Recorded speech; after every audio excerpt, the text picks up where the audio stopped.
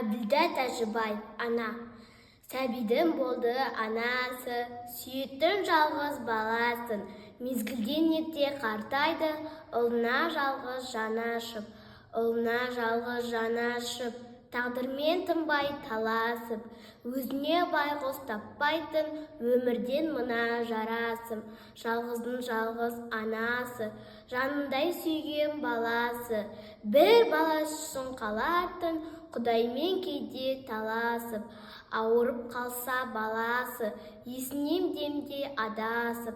Қоюға жанын жер таппай, ілмейтін көзін анасы. Ұлына қиды бәрінде, ақ сүтін әсем әнінде. Көзінің жанған отында, жанының махаббатында. Бәрінде берді анасы, көзінің ағы қарасын.